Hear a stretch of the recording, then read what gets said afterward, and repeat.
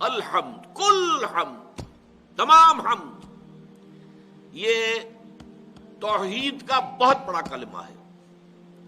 اس لیے کہ جو بھی ہمیں کوئی خیر نظر آ رہا ہے، خوبی نظر آ رہی ہے، حسن نظر آ رہا ہے، جمال و کمال نظر آ رہا ہے، اس سب کا منبع ذات باری تعالی ہے۔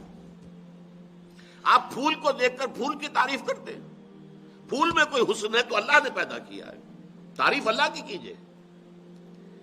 آپ نے کھانا کھایا ہے، اس سے آپ کو توانائی ملی ہے، کھانے کی تعریف نہ کیجئے، کھانے کی حمد نہ کیجئے، اللہ کی حمد کیجئے جس نے کھانا آپ کے لیے بنایا ہے۔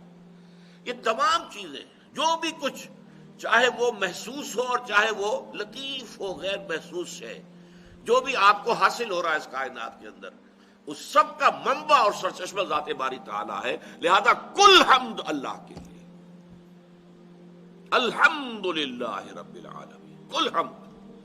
لام جو ہے للہ میں، اسے لام تبلیغ بھی کہہ سکتے ہیں اور اسے ہم لام استحقاق بھی کہہ سکتے ہیں۔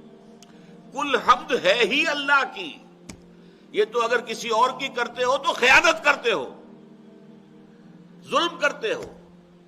ان الشرک لظلم عظیم، کل حمد اللہ کے لیے۔ یہی وجہ دیکھیے احادیث میں آتا ہے التسبیح نصف المیزان والحمد للہ تملأہ۔ تسبیح سبحان اللہ، اس سے اللہ تعالیٰ کی معرفت کی میزان آدھی پر ہو جاتی ہے۔ اس کا مطلب کیا ہے؟ اللہ ہر نقص سے، ہر عیب سے، ہر کوتاہی سے، ہر ضعف سے، ہر احتیاج سے پاک ہے، اعلیٰ ہے، منزہ ہے، عرفہ ہے۔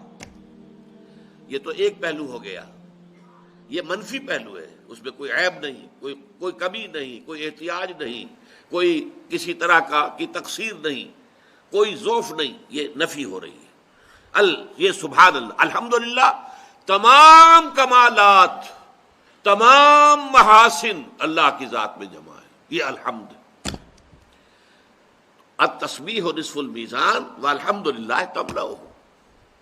تو در حقیقت کل حمد اللہ کا ہے، اللہ کی ملکیت ہے، اسی کی ہونی چاہیے۔ اگر کسی اور کے لیے آپ نے اس کو ڈائریکٹ کر دیا تو در حقیقت یہ خیانت کی، یہ شرک ہے۔